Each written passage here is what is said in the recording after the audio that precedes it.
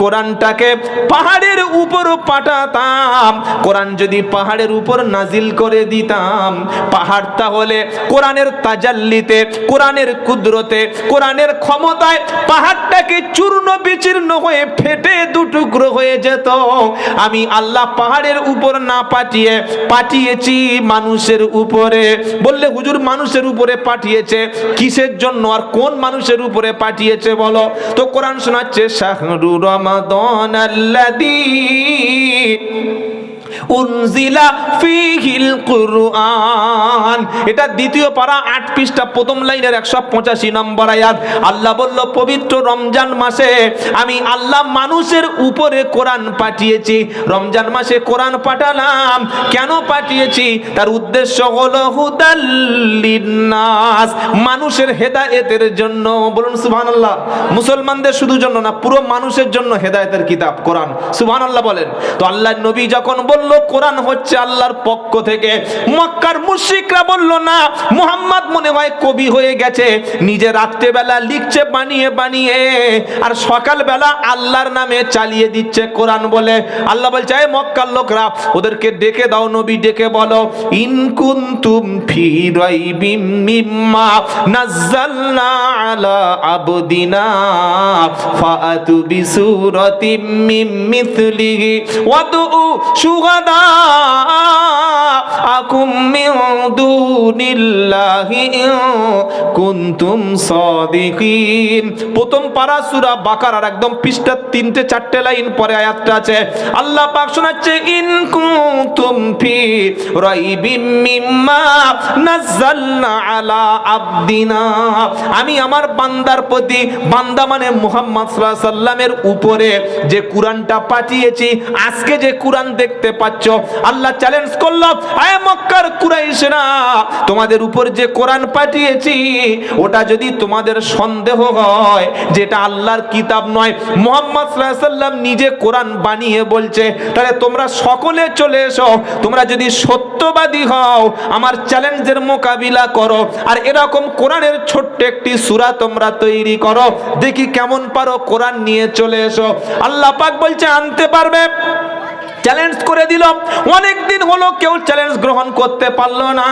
আল্লাহ মানুষ আর জিনদেরকে বা চ্যালেঞ্জ করছে, কুল্লাইনি জিতামাআতিল ইনসু ওয়াল জিন্নু আলা আইয়াতু বিমিসলি হাদাল কুরআন লা ইয়াতুনা বিমিসলিহি ওয়ালাউ কানা বা'দুহুম লিবা'দিন যাহিরা। সূরা বনী ইসরাঈল 15 নম্বর পারা 9 নম্বর পৃষ্ঠা 8 নম্বর লাইনের 86 নম্বর আয়াতে আল্লাহ বলছেন, নবী বলো, কুল্লাইনি জিতামাআতিল ইনসু ওয়াল জিন্নু আলা আইয়াতু বিমিসলি হাদাল কুরআন।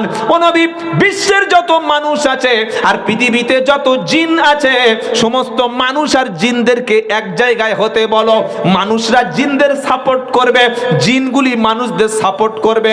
সব মানুষ আর জিনগুলি যদি তারা একত্রে হয়, একসঙ্গে আসে, কোরআনের মতো সূরা একটা তৈরি করতে পারবে না। ছোট্ট একটা সূরা যেমন ইন্না আ'তাইনা কাল কাউসার ফাসাল্লি লিরাব্বিকা ওয়ানহার ইন্না শানিআকাহু আল আবতার, এমন একটি সূরা কখনো তারা তৈরি করতে পারবে না।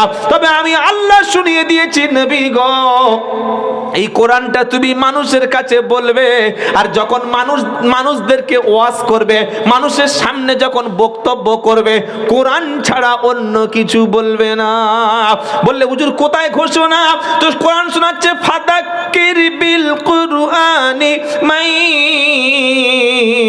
ইয়াখাফু ওয়াঈদ। ও আমার প্রিয় নবী, যখন তুমি বক্তব্য করবে, এটা সূরা কফ 28 পারা একদম শেষ আয়াতে আল্লাহ শোনাচ্ছেন, নবী গো, যখন তুমি মানুষের সামনে বক্তব্য করবে, মানুষের সামনে যখন ওয়াজ করবে, নসিহত করবে, কোরআন থেকেই তুমি বক্তব্য করবে। কারণ যাদের মনের মধ্যে আমি আল্লাহ আমার দেখে ভয় আছে, ওরা কোরআনের ওয়াজ শুনলে ওদের মনে ভয় আরো বেশি হবে। জোরে বলুন সুবহানাল্লাহ। আবার সূরা তোহার মধ্যে আল্লাহ বলছে যারা আমাকে ভয় করে কোরআন থেকেই তাদের উপদেশ দাও। কোরআন শোনাচ্ছে তোহা মা আনজালনা আলাইকাল কুরআনা লিতাশকা ইল্লা তাযকিরাতাল লিমান ইয়াখশা। একদম 16 পারা 11 পৃষ্ঠা 6 নম্বর লাইনে 3 নম্বর আয়াত সূরা তোহার প্রথম থেকে আল্লাহ বলছেন নবীকে ডেকে বলছে আল্লাহ আমার প্রিয় তোহা। নবীকে আল্লাহ কি বলছেন? তোহা। তোহা কার নাম? তোহা সিদ্দিকী নাকি? আরে আল্লাহর নবীর নাম হচ্ছে তোহা। সুবহানাল্লাহ বলেন। উনি তো রেখেছে আলহামদুলিল্লাহ, খুব ভালো। তো নামটা ভালো না খারাপ? আরে বলছেন না কেন? হ্যাঁ ভালো। তো আমরা তোহা রাখতে চাই না, ওসব তোহা ফোয়াচ্ছে ওসব ছাড়ো, ওসব অন্য রেখে দাও। তো আল্লাহ কি বলছেন নবীকে? তোহা মা আনজালনা আলাইকাল কুরআনা লিতাশকা।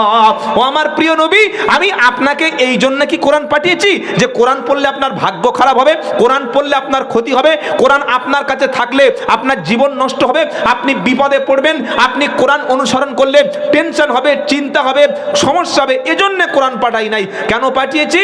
আপনি মানুষের সামনে কোরআন তুলে ধরবেন ইল্লা তাযকিরাতাল লিমান ইয়াখশা। যারা আল্লাহর দিকে ভয় করে, যাদের কবরের প্রতি ভয় আছে, আখিরাতের প্রতি ভয় আছে, পরকালের প্রতি যাদের ভয় আছে, কোরআন শুনলে কোরআনটা তাদের জন্য উপদেশ। বলুন সুবহানাল্লাহ। জলসায় বক্তা 3 ঘন্টা বক্তব্য করে চলে গেল, শুধু সারা জীবন ঘটনা শুনে শুনে কান ঝালাপালা হয়ে গেল।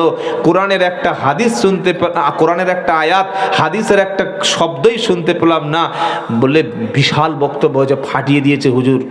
বাড়ি গিয়ে বউকে বলছে জানিস যা বক্তব্য করেছে না, কি গলা, আল্লাহর কসম ওরকম গলা কোনো বক্তার নেই রে। কিরকম গলা? বউটা বলছে গলা কি সাদা না কালো? বলছে ওটা দেখি না, কিন্তু টান হেভি, শুধু টানছে। এই টান দিয়ে দিয়ে বাংলার মানুষদের পাছায় যে বাঁশ কবে চলে গেছে এখনো বুঝতে পারে নাই। খালি টান, বক্তব্য মানে টান। দুটো কথা সাধারণভাবে বুঝিয়ে বললে মানুষ বুঝবে, ও মুসলমানরা শুনবে না। টান চালাও হুজুর, টেনে দাও। কি বলে বলো? টেনে দাও। আল্লাহ চ্যালেঞ্জ করছে নবী, ওদেরকে বলো একটা কোরআন আনতে। ওরা তৈরি করতে পারবে না, ওরা জীবনে পারবে না। আল্লাহর নবী সাল্লাল্লাহু আলাইহি সাল্লামের কাছে জিব্রাইল আসতেন, আল্লাহর নবী কিন্তু কোরআন পড়তে পারতেন না, এটা জানেন? আল্লাহর নবী সাল্লাল্লাহু আলাইহি সাল্লাম কোরআন তিনি পড়তে পারতেন না, লিখতেও পারতেন না। কেন? আল্লাহ বলছেন হাবিব, পৃথিবীর কোনো মাস্টার, কোনো শিক্ষক, কোনো ওস্তাদ, কোনো হুজুর দিয়ে আপনার উপরে কেউ শিক্ষক হবে, মাস্টার হবে, এটা আমি আল্লাহ অ্যাকসেপ্ট করব না। আমি জিব্রাইলকে দিয়ে যেটা বলতে বলবো সেটাই আপনি বলবেন। পৃথিবীতে কোনো ওস্তাদ, কোনো শিক্ষক আপনার লাগবে না। আপনার শিক্ষক, আপনার ওস্তাদ স্বয়ং আল্লাহ আমি হয়ে গেলাম। বলুন না সুবহানাল্লাহ। আমি যত বড় বক্তা হই আর হুজুর হই, আমার ওস্তাদ আছে না নাই? আছে।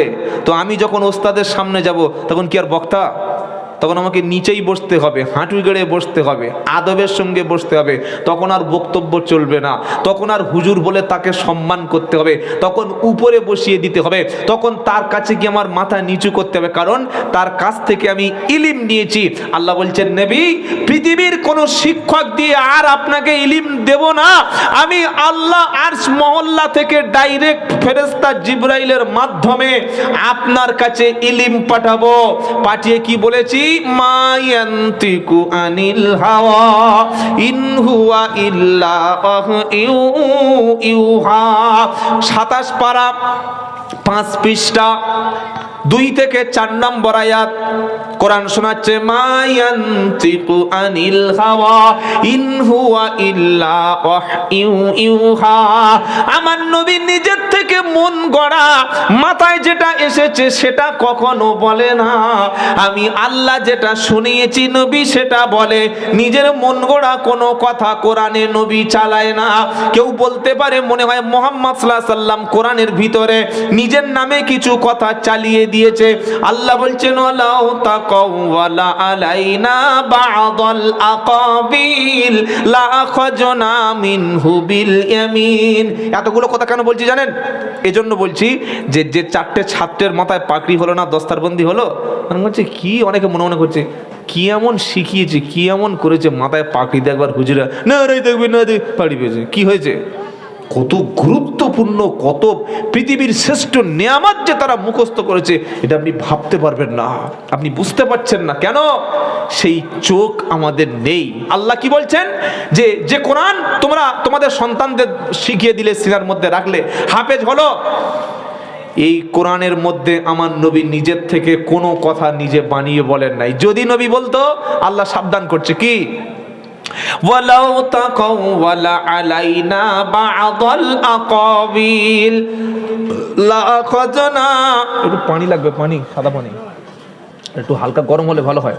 ওয়ালাউ তাকাওয়ালা আলাইনা বা'দাল আকাবিল লাআখাযনা মিনহু বিল ইয়ামিন সুম্মা লাকাতআনা মিনহুল ওয়াতিন ফামা মিনকুম মিন আহাদিন আনহু হাজিজিন। আচ্ছা, আমার কথা বুঝতে অসুবিধা হচ্ছে বাবা? ছোট ছোট পয়েন্ট করে বলছি। এটা 29 পারা সূরা হাক্কর, 43, 44, 45, 46 চারটা আয়াত। কোরআন কি শোনাচ্ছে? ওয়ালাউ তাকাওয়ালা আলাইনা বা'দাল আকাবিল। মুহাম্মদ সাল্লাল্লাহু আলাইহি ওয়াসাল্লাম তিনি নিজের থেকে কোনো কথা যদি কোরআনে চালিয়ে দিত, আমি আল্লাহ নাম করে নিজে, হ্যাঁ আল্লাহ এটা বলেছে, বা আমি কোরআনে চালিয়ে দিয়েছি, যদি কোরআনে জুড়ে দিত, আল্লাহ কি বলছেন? লাআখাযনা মিনহু বিল ইয়ামিন।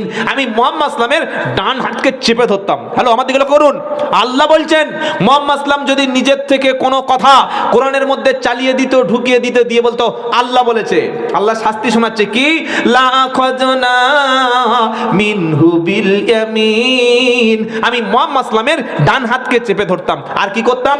সুম্মা লাকাতআনা মিনহুল ওয়াতিন। আর মুহাম্মদ সাল্লামের এই কণ্ঠকে, ধমনীকে টেনে ছিঁড়ে ফেলে দিতাম। সুবহানাল্লাহ, সুবহানাল্লাহ।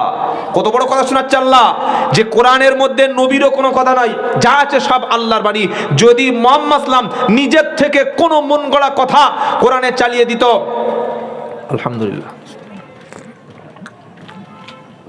আমি আল্লাহ কি করতাম? ডান হাত ধরতাম, নবীর ডান হাত চেপে ধরতাম। আমরা যখন লোকের মারি কি করি? এই ডান হাত চেপে ধরে মুখে দুটো ঘুষি মেরে মুখ ফাটিয়ে দিয়েছে। কি ভাই করি না? করি না? আল্লাহ নবীকে কি বলছে? যদি নবী নিজের থেকে বানাতো যে হ্যাঁ আমি বলেছি, তাহলে কোরআনের মধ্যে নবী নিজের থেকে যদি কথা চালিয়ে দিত, কি করতাম? লাআখাযনা মিনহু বিল ইয়ামিন সুম্মা লাকাতআনা মিনহুল ওয়াতিন। আমি নবীর ডান হাত চেপে ধরে আর গলা টেনে ছিঁড়ে ফেলে দিতাম। আল্লাহ বলছেন, চারটিখানি কথা নয়, ফামা মিনকুম মিন আহাদিন আনহু হাজিজিন। আর আমার হাত থেকে তোমরা মুহাম্মদ সাল্লামকে কেউ বাঁচাতে পারতে না। কি আশ্চর্য কথা না? সুবহানাল্লাহ বলতে মন চায় না? এবার সর্বপ্রথম আসমান থেকে কিতাব এলো, মানে কোরআন এলো। কে আনলেন? এই যে আসমান থেকে কোরআন কার মাধ্যমে, কার দ্বারা পৃথিবীতে এসেছে জানেন? বলেন। জিবরাইল। জিবরাইলকে কোরআনে দুটো নাম আছে, একটা হচ্ছে রুহুল আমিন আর একটা হচ্ছে রুহুল কুদুস। নাজালা বিহির রুহুল আমিন। আল্লাহ বলছেন আমি এই কোরআনকে জিবরাইল দ্বারা, রুহুল আমিন দ্বারা নাজিল করেছি। বলুন সুবহানাল্লাহ। জিবরাইলের কটা নাম বললাম? কি কি? রুহুল আমিন আর রুহুল কুদুস। প্রথমে কি বলছে? নাজালা বিহির রুহুল আমিন। আমি রুহুল আমিন দ্বারা এই কোরআন পাঠিয়েছি। সুবহানাল্লাহ, সুবহানাল্লাহ। তো তখন আল্লাহ নবী তো ওই গুহার পাথরের ভিতরে বসে, আর মক্কা শরীফ, কাবা শরীফ থেকে 2.5 কিলোমিটার দূরে এরকম বসে বসে আর পৃথিবী নিয়ে ভাবছে, পৃথিবী নিয়ে ফিকির করছে, চিন্তা করছে যে পৃথিবীর মানুষগুলোকে কিভাবে বাঁচাবো, মানে জাহান্নাম থেকে বাঁচাবো। আজ আমার ছেলেকে নিয়ে তো ভাবি না, ছেলের ঘর বেঁধে দিয়েছি, টাকা দিয়েছি, ব্যবসা করছে, গরুর মতো খাচ্ছে, কুকুরের মতো ঘুমাচ্ছে, বছরে একটা বাচ্চা হচ্ছে, নামাজ পড়ে না, কোরআন পড়ে না, হালাল জানে না, হারাম জানে না, তো মুসলমানের ছানা চলে যাচ্ছে। মরে গেলে মাটি চাপা দেবো, জানাজা পড়ে দেবো, হুজুরকে ডেকে এক খতম পড়ে দেবো, 40-এর মিলাদ পড়ে দেবো, 12,000 টাকা খানায় খরচ করে একদম হুজুর ঠেলে জান্নাতের ফেরদাউসে গেটে শুইয়ে দিয়ে তবে চলে আসবে, তাই তো নাকি? এই যে আমরা যখন কোনো মিলাদ বাড়ি, খানা বাড়ি, কোনো দোয়া করতে যাই, আমরা কি বলি? আল্লাহ লোকটা যেন জাহান্নামের ভিতরে যায়, যেন জান্নাতে না যায়, আল্লাহ যেন জান্নাতের গেটের বাইরে ঘোরাঘুরি করে, এরকম বলে পয়সা দেবে? হ্যাঁ, বলছেন না কেন? আমরা কি বলি? আমরা খুব চালাক। আমরা কি অত বোকা নাকি যে আপনাদের মানে ও বাঁশ আপনাদের দিচ্ছি না, নিজের বাঁশ নিজের টেনে নিচ্ছি। আল্লাহ তাআলা যে লোক মারা গেছে, লোকটা অত্যন্ত ভালো ছিল। ফেরেশতা বলছে চিটিং বাস, কবে ভালো ছিল? জুমার নামাজ পড়তো, তুই ভালো বলছিস কেন বে? হাফ রোজা করেন, তুই বলছিস ভালো লোক? শালা বাড়ির পাশে লটারির টিকিটের দোকানে প্রত্যেক দিন লটারির টিকিট কাটতো।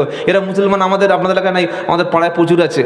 মুসলমানের ছানা লটারির টিকিট ছাড়া চলে না, এ নাকি মুসলমান, তাই তো? লটারির টিকিট কাটে যারা, তারা মুসলমানের মধ্যে পড়ে? আল্লাহ কোরআনে কি বলেছে? ওটা থাক, আবার এখান থেকে ফিরে ওখানে আসছি।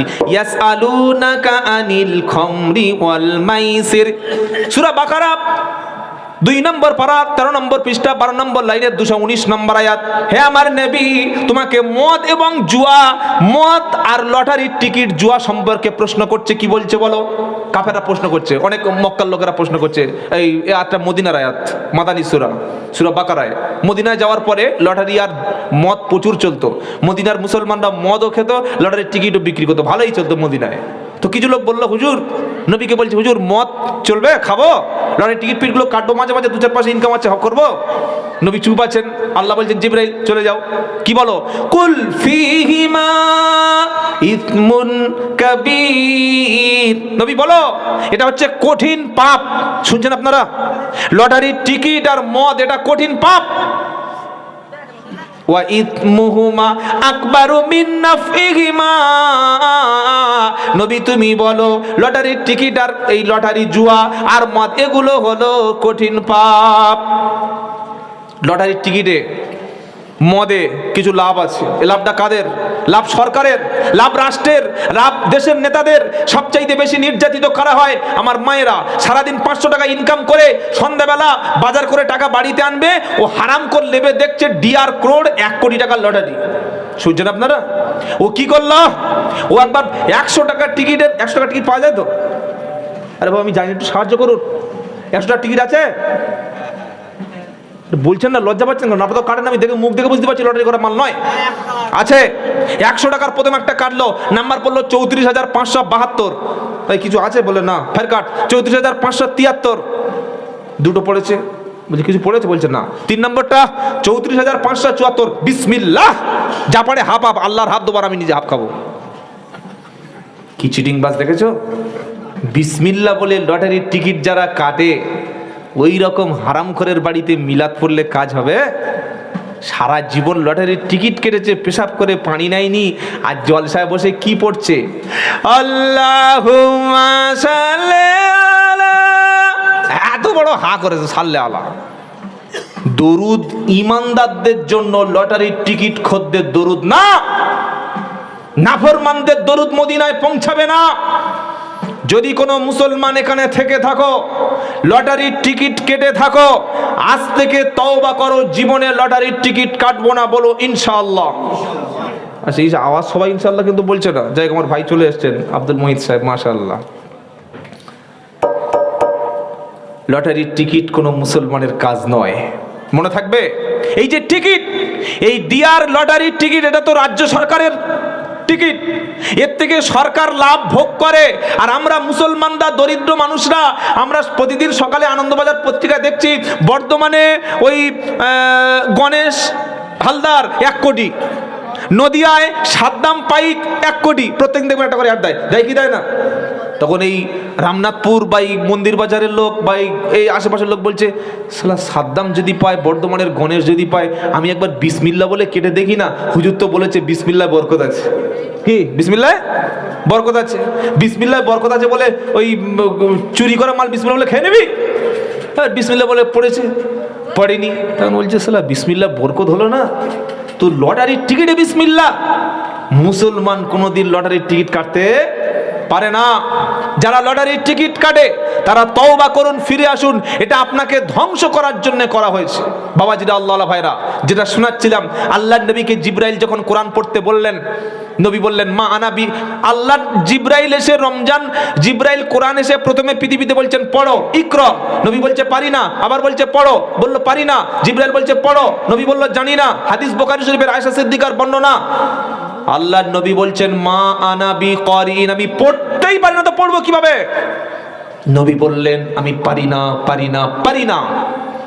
এবার জিব্রাইল ফেরেশতা মুহাম্মদ সাল্লামের বুকের সঙ্গে তুলে নিলেন, পাঁজা মেরে খুব চাপ দিলেন, আর সঙ্গে সঙ্গে নবীর জবান থেকে কোরআনের 5টা আয়াত অটোমেটিক বার হয়ে গেল। সুবহানাল্লাহ বলুন। সেই কথাগুলো কি ছিল?